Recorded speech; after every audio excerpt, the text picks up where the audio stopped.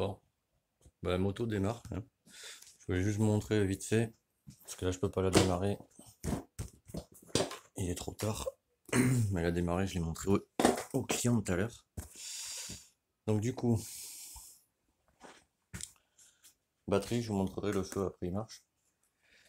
Alors du coup voilà, lui il est calé à 0,35. Je vais le mettre comme ça. Donc là pour la démarrer, c'est pas dur. Moi je me mets ça sur toutes les motos que je teste.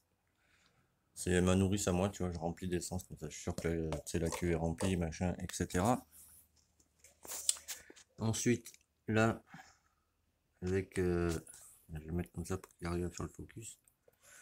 Si tu veux, là j'étais en admin libre et j'avais juste, tu vois, la tulipe comme ça, tu vois. Bon, le carbu, il était réglé. Je vais le mettre comme ça pour que tu vois. Hein, le carbu, en fait, si tu veux, il était droit. La tulipe contre, donc ça ne marchait pas. Donc là, j'ai mis comme ça, tu vois.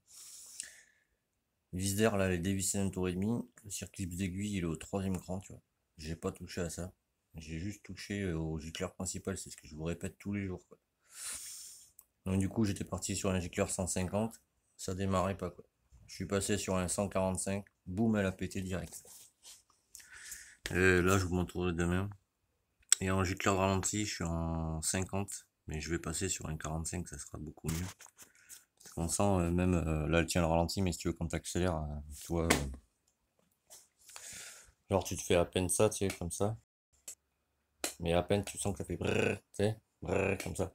Donc ça c'est le gicleur de ralenti, il est trop gros. Parce que là c'est du 50 en l'occurrence. Et les phares, tu vois, je vais te montrer mon ami. Et le faisceau, c'est moi qui l'ai fait, hein. Je tiens à le dire, tu vois.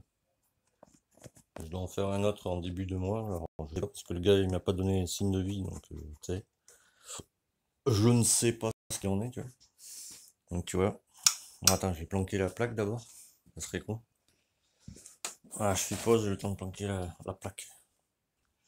Alors, je te montre, tu vois. Hop, je allume, je vais éteindre la lumière là-bas.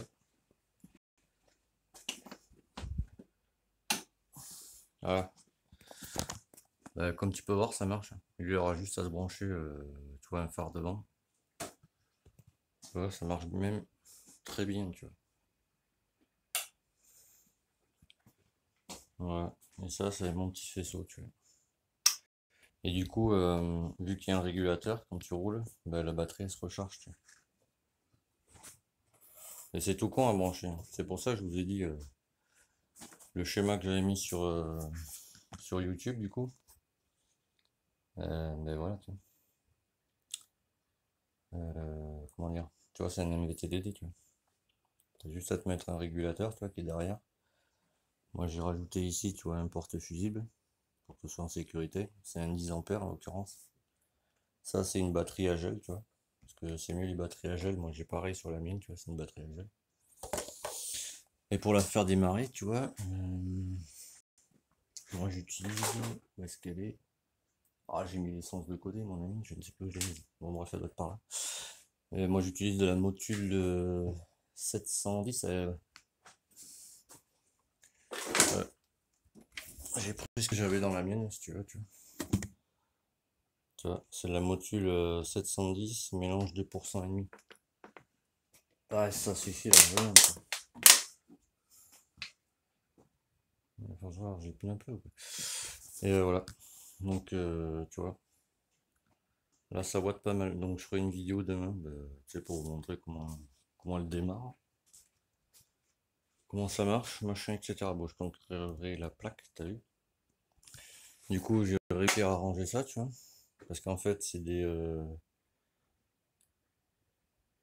guidons 22 mm, mais sur 28, tu vois. Donc, j'ai mis les charmantes vis chinoises, tu vois, j'ai adapté. Et là, tu vois. Et ça débraye bien, tu vois. Bon, la vis, il a fallu que je l'attende, tu vois. Parce que c'est poignées de merde, j'aime trop pas, tu vois. Mais là, tu vois, ça débraye. Là, hop, j'ai remis ça, tu vois, comme il fallait. Voilà, c'est bon, tu vois. Le frein, c'est bon. Frein arrière aussi. Bon, les fourreaux, je vais pas les remettre, pas les fourreaux, des espèces de protection, parce que en fait, j'ai compris pourquoi ça y allait pas, tu vois. Ah bah dis donc, il y a marqué Italie, hein, il n'y a pas marqué Chine. C'est un CRF, tu vois. Donc forcément, tu vois. CRF 450, tu vois, c'est marqué là. Il y a un peu de poussière, je m'en excuse.